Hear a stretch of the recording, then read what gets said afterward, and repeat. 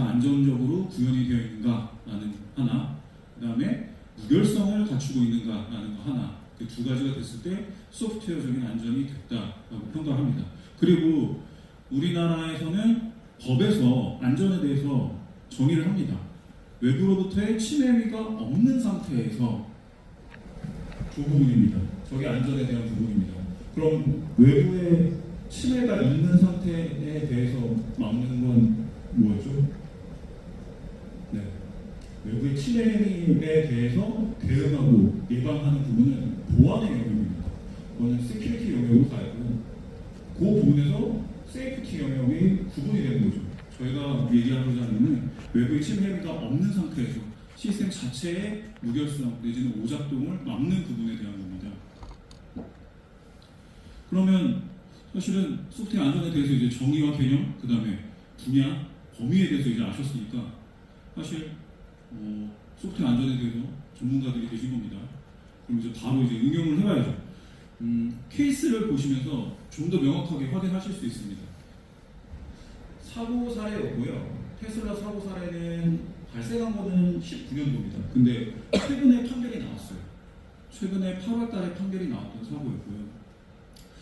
사고 자체는 이제 테슬라 운전자가 전방 주시를 하지 못한 상태에서 앞차를 추돌하면서 일어났던 사고입니다. 그래서 이제 보행자를 덮쳤고요. 사고 원인 자체는 이제 소프트웨어 결함이 있었겠죠. 당연히 전방 주시를 하든 안 하든 간에 어쨌든 간에 긴급제동 장치가 작동을 했어야 되는데 그 부분을 안 했던 게 하나 있는 거고, 마찬가지로 얘기 드렸다시피 전방 주시를 안 했기 때문에 운전자 부주의가 같이 있었습니다. 보통 이 두 가지가 같이 이루어지는 형태의 사고가 주로 있었고요. 기존에는 다 운전자의 부주의 때문에 일어났던 사고이기 때문에 제조사에는 책임을 묻지 않았습니다.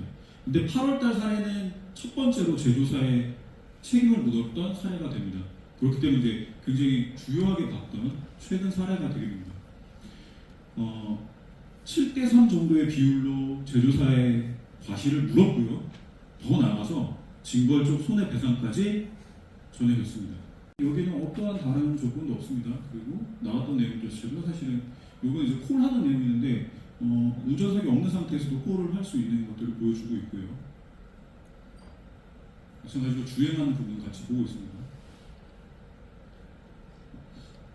이 부분, 저희가 아까 봤던 그 부분 2단계임에도 풀셀프 드라이빙이라는 걸 썼었고 오토파일럿이라는 것들을 썼었고, 사실 그 부분이 제조사의 책임을 묻게 되는 가장 핵심적인 부분이거든요. 그거를 가기 위해서는 어떤 형태의 것들이 현재 자동차에서 보고 있는 제도들인지를 좀 보셔야 돼요. 저 제일 윗단에 있는 것도 이제 법규가 되겠고요. 중간은 국제 표준들, 하단은 업계 표준들입니다.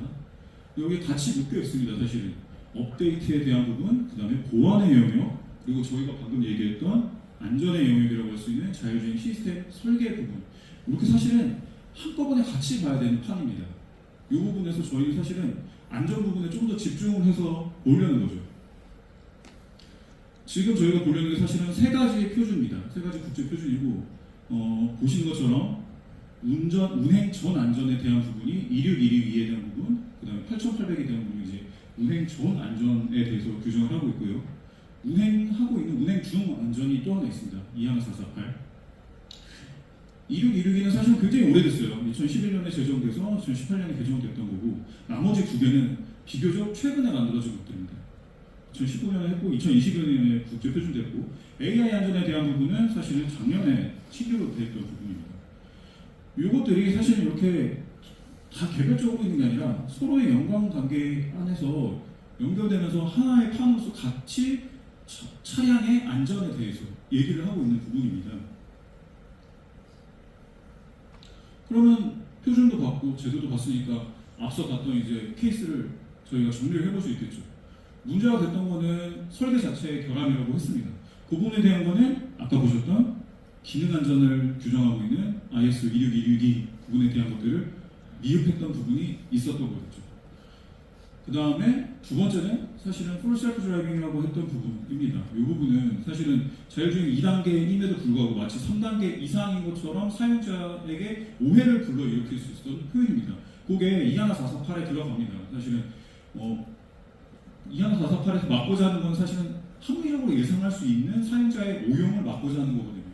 근데 말씀드렸다시피 풀 셀프 드라이빙이라는 부분이 어떠한 다른 조건 없이 그 명칭 그대로 사용되기 때문에 사용자는 당연히 내가 전방 주시를 하지 않아도 사고가 일어나는 걸 막아줘야 되는 거 아니야? 라고 생각을 하게 되는 거죠.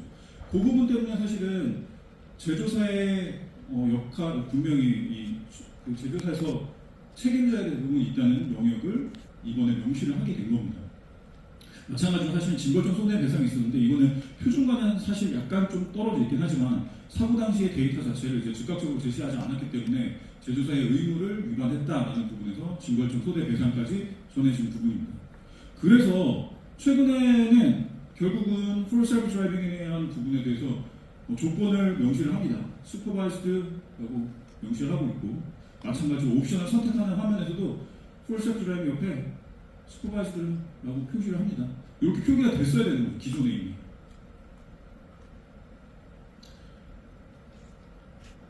저희가 테슬라 사례를 통해서 차량에 대해서 어떤 형태로 이루어지고 있는지 그다음에 저희가 봤던 소프트웨어 안전은 정의들이 어떤 식으로 실제로 행해지고 있는지에 대한 부분을 보셨어요. 그러면 사례까지 봤으니까 이제 우리나라에서 과연 소프트웨어 안전이라는 부분이 어떤 영역에서 어떤 식으로 현재 이루어지고 있는가를 좀 더 보셔야 되겠죠. 이걸 보기 위해서 사실은 소프트웨어 안전이 필요한 영역을 먼저 확인해야 됩니다. 그걸 위해서 저희는 안전 필수 분야라는 거를 찾아보려고 했고요. 그게 현재 이제 행안부의 범정부 정보 시스템 1등급, 그다음에 주요 정보 통신 기반 시설, 그리고 재난안전법에서 말하고 있는 국가 핵심 기반 시설에다가 최근에 나왔던 AI 기본법의 고영향 인공지능, 여기서 규정하고 있는 내용들은 안전 필수 분야에 가깝겠죠. 저희가 이 부분을 통해 가지고 범위를 좀 살펴보려고 했고요. 그렇게 해서 나왔던 부분들이 앞서 보셨던 자동차를 포함해서 항공이나 교통, 의료와 같은 파트들을 쭉 확인을 했습니다. 그리고 오늘은 그 중에서 항공, 자동차, 의료 세 가지 부분에서 좀 더 얘기를 드릴게요. 항공 쪽은 굉장히 잘 되어 있는 편입니다. 오늘 보여드린 한 세 가지 정도의 사례는 굉장히 잘 되어 있는 부분이고요. 다만 저희가 봤던 거는 데스크 리서치 위주이기 때문에 내부에서 갖고 있는 내규가 있다거나 별도의 가이드라인이 있는데 외부에서 저희가 검색을 할 수 없는 경우 이것들은 제외되어 있는 상태입니다. 그거는 감안을 해주세요. 항공안전법과 공안시설법 두 개 가지고 주로 이제 규정을 하고 있고요. 사실 항공 부분은 전반적으로 저희가 보고 있는 이제 예방 대비 대응 복구라고 하는 프레임워크 안에서 갖추어야 되는 항목들이 있는데 이 부분을 전반적으로 대부분 잘 갖추고 있다라고 보실 수 있습니다. 그리고 체계 마련이라든가 계획 수립 같은 파트에도 굉장히 다양한 법률들이 들어가 있습니다. 더군다나 항공 같은 경우는 안전관리 모니터링 같은 부분은 사실은 해당 행정 규칙의 9층 8까지 쭉 따라 내려가면은 체크리스트에 체크하는 수준으로 확인할 수 있도록 굉장히 자세한 가이드라인을 제공합니다. 그리고 당연히 국제 표준과의 정합성도 계속 유지를 하고 있죠. 자동차 파트도 유사합니다. 다만 이제 자동차는 이제 민간의 영역에서 주로 다뤄졌기 때문에 관리 기구 및 조직 구성 파트 이 부분을 제외하고 나머지 파트들에 대해서는 사실 거의 항공과 유사한 형태로 잘 관리를 하고 있는 상태입니다. 더군다나 이제 자동차 같은 경우는 저희는 이미 UNEC 그 회원국으로 되어 있기 때문에 수출뿐만 아니라 내부에서도 자동차 관련된 규정을 따라야 되는 상태라서 자율적인 규제가 가능한 형태입니다. 마지막으로 의료 파트입니다. 저희가 의료 파트에 대해서 보면서 사실은 처음에 생각했던 것보다 의료가 굉장히 빨리 잘 해당 영역들을 커버하고 있구나라는 것을 봤습니다. 올해 시행됐던 디지털 의료 제품법이 사실은 거의 핵심이었고요. 저 디지털 의료 제품법과 관련돼가지고 나왔던 시행령 시행 규칙단에서 쭉 내려가다 보면은 상당히 빠르게 국제 표준들도 들어오고 있고 기존에도 이미 거의 아까 보셨던 ISO 26262 수준의 기능 안전을 담보할 수 있는 체크리스트들을 이미 제공하고 있었습니다.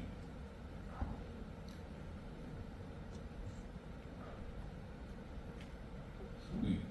그러면 사실은 각 도메인별로 어떤 것들을 진행하고 있는지 좀 보셨어요. 말씀드렸을 때 사실은 아까 보셨었던 프레임워크 안에서 대부분은 잘 되어 있다라고 얘기 드렸지만 분명히 0으로 되어 있는 파트들이 있는 걸 보셨습니다. 빠져있는 부분들이 있을 거고요. 사실은 도메인 자체에서 커버하지 않는 영역들도 일부 있습니다. 그러면 전반적인 소프트웨어 안전이라는 측면에서 우리나라에서는 어떤 것들에 대해서 규정을 하고 있는가? 사실은 과기부에서 가지고 있는 소프트웨어 안전 확보를 위한 지침이라고 하는 고시가 이미 있는 상태입니다. 여기 안에서 안전 책임자 지정, 그다음에 관리 대상 소프트웨어를 지정한다거나 개발 및 운영 단계별 관리하는 등 관련된 내용들을 일정 부분 다 규정하고 있습니다. 당연히 이 고시가 들어왔던 이유 자체도 소프트웨어 복잡성이 더 늘어나고 있기 때문에 사고 시에 막대한 피해를 일부 막아야 되는 부분이 필요하다라는 측면에서 진행됐던 거고요.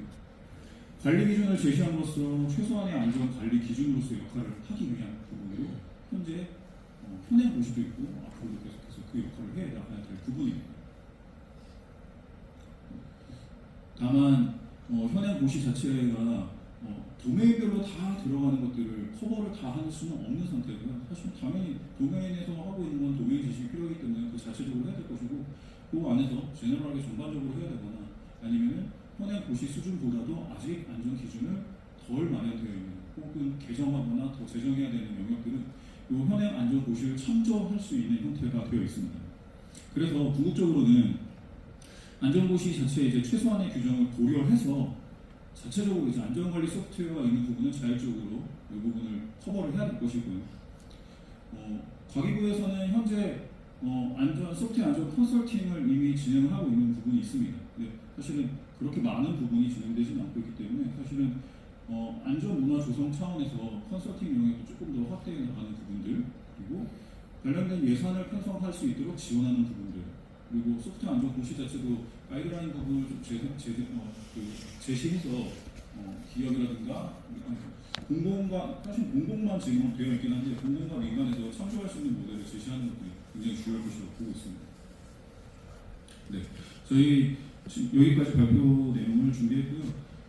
첫 번째 슬라이드를 볼 때 이미 한번 화면을 드렸어요. 그래서 아마 플로어에 계시는 이제 소프트웨어 안전 전문가분들은 분명히 구분하실 거예요. 외부적 침해가 없는 상태에서 지켜야 되는 부분들이 안전이었고, 외부의 침해에 대해서 대응하는 게 보안이었다라는 부분을 봤는데, 현재 정의는 그렇습니다. 근데 중간에 잠깐 그 자동차 쪽 보여드렸잖아요. 보셨던 것처럼 이제 소프트웨어 업데이트, 보안, 그다음에 기능 안전 이 세 개가 하나의 홈으로 같이 맞물리면서 서로 간의 관계 안에서 결국은 진정한 차량의 안전이라는 부분을 담보하고 있었던 부분이기 때문에 사실 저희도 디지털 보안, 디지털 안전이라는 전반적인 틀에서 통합적으로 관리되는 형태로 가는 게 적절할 것이다 보고 있습니다. 네, 고맙습니다. 나오면 굉장히 좋겠죠. 그리고 그 부분을 위해서 사실은 저희가 했던 연구들도 공통된 표준 프레임워크이 고시 내지는 고시 가이드라인 내지는 그 하에 단 어딘가의 역할로서 자리를 잡을 수 있으면 좋겠다 생각을 하는데 한편으로 그렇게 하면서 이제 파악할수록 각각의 영역은 사실 도메인 지식이 굉장히 필요한 영역이라서 그 부분을 하나의 표준적인 프레임워크를 모두 다 커버를 하면서 동일한 수준을 맞출 수 있다라고는 생각하지 않고요. 그렇게 갈 수도 없을 것이고 그거는 이제 버티컬의 형태까지 가면서 더 이제 세분화되어 있는 상태이기 때문에 말씀드렸다시피 이제 하나의 최소한의 규칙, 내지는 최소한의 지켜야 되는 지침 수준에서의 표준 프레임워크는 나올 수 있겠지만 각각의 모든 영역을 커버하는 형태는 힘들지 않을까 보고 있습니다. 고맙습니다. 여러분 큰 박수 한번 부탁드리겠습니다.